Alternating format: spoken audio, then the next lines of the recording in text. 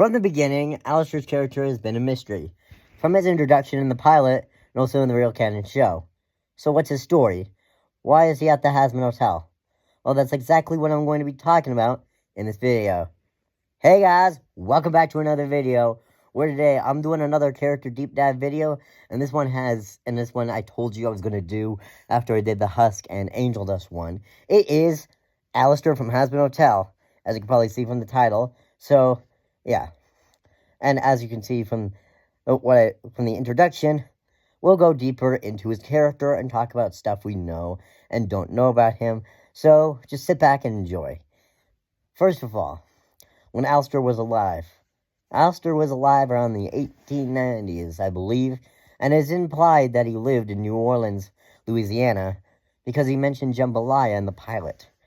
Jambalaya is a savory rice dish that developed in Louisiana, and the cause of his death is a hunter mistook him for a deer and shot him. Sorry about that if you were a little sensitive to that kind of word. He was in the woods because he was disposing of a body, and it's believed that the hunter had hunting dogs with him, making Alastor have a fear of dogs. Alastor is also a cannibal. Cannibal meaning a person or other animal eating its own species. For example, hamsters sometimes eat their young, but it's rare. Alastor's cannibalism resulted in him arriving in hell. But let's change the subject. Apparently, he's supposedly a mama's boy, because his father was very abusive, and yes, from what I heard, his mother did know his father was abusive. After Alastor did take care of his father, aka killing him, she still knew and didn't care.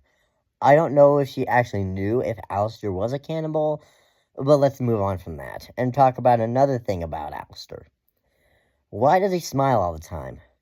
We never actually see him frown. So what's up with that? Well, in episode 7, Hello Rosie, Charlie asks how he can just stay there smiling when all of them are suffering. He tells her, just because you see a smile doesn't mean you know what's going on underneath. He says it's a tool to keep your friends going and your enemies guessing, and whatever comes your way, you keep smiling. But why does he do it? Well, back to what I said earlier about his father. I believe that he smiles because of the abusive nature his father put on him, making him broken and hiding the fact he's suffering. Even when he's hurt after the battle with Adam in episode 8, The Show Must Go On, he's having a breakdown in that scene. And in that scene, he's still smiling. It just goes to show how far he's willing to keep up the act. He's happy and not suffering from inside. From what I believe, people who smile a lot are usually hiding some trauma from their life. Alastor is an example of a person who does just that all the time. So he's hiding his true feelings from everyone. I think his father made him this way. For example, nature versus nurture. Basically, how you were raised turns into the person you are. So if you have a bad parent, you'll be a bad person. Or if you have a good parent, you'll be a good parent. You could be a good person. Not parent. If it's how you're raised. Alastor's father raised him wrong because, like I said before, his father was probably abusive. It's very likely that he was and made Alastor into the person he is today. He likes seeing people fail and finds it amusing. That's one reason he's at the Hazbin Hotel. He wants to see sinners fail, and this almost impossible dream of being redeemed and getting into heaven. But let me stop there and go on to another thing I want to talk about. Alastor's relationship with Vox. And before you think I'm a radio static shipper, I'm not. Okay, so let's move on. From what we know before the show takes place, Alastor was gone for 7 years. And before he left, he was friends with Vox. Vox is another overlord just like Alastor. He's part of a trio called the V's. The V's consist of Vox himself, Valentino, and Velvet. But it's implied that before Velvet, Alastor was asked to join by Vox.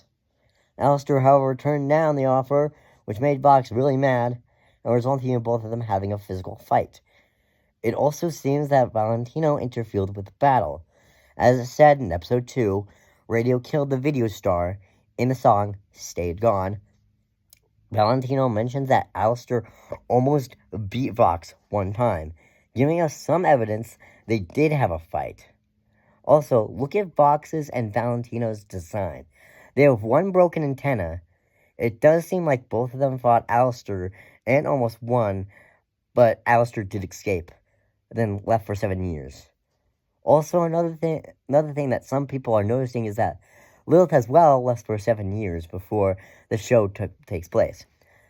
So both of them probably left at the same time. And there has been some theories on who owns Alastor's soul. In episode 5, Dad Beat Dad, we find out that Alastor also sold his soul. But here's the thing. We don't actually know who he sold his soul to. Some people have been putting it to Lilith, while others say Rue has a soul. Rue, short for root of evil. Basically, she's the root of all evil, as it says in her name. And it's also theorized that she is the reason hell exists. But let's stop right there. I'm not talking about Rue. I'm going to be talking about Lilith. As far as we know, Lilith is Charlie's mother and wife to Lucifer. But another thing is that she isn't really present in the show, except for episode 8, The Show Must Go On. She's seen in the last scene of the episode where Lute is telling her that Adam is dead and the deal is done, and to get up and go down and deal with Charlie. We don't see her eyes or the top of her hair, but we know she's definitely going to have a major role in Season 2. Probably. I don't know, because we got the teaser and we didn't see her, but probably playing a major role in Season 2, I hope. So, besides that, let's go back to the main subject of the video. Alastor. I believe it's true that Lilith does own his soul. Why? Because it's weird to me that they both haven't been seen in 7 years, and he showed up at the Hazbin Hotel after Charlie asked her mom for advice on the pilot. So it seems to me that Lilith forced Alastor to help Charlie with the hotel. But because he's embarrassed that his soul's owned, he lies, saying he enjoys watching people fail. And but what we've seen, he wants to find a way to get his soul back from whoever owns it. The lyrics in finale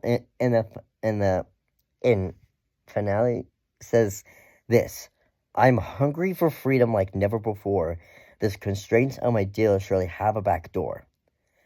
Once I figure out how to unclip my wings, guess who will be pulling all the strings? Implying he wants freedom and not be bound by constraints that keep him in place. So, yeah. But, let me know what you think about this, and let me know all about the comment down what you think about my observations with this and all that. Yeah, so, without further ado, I think that's just about it for the video, and I hope you enjoy watching.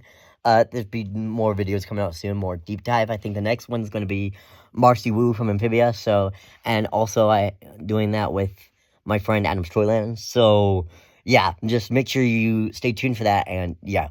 I'll see you all in the next video. Okay, bye!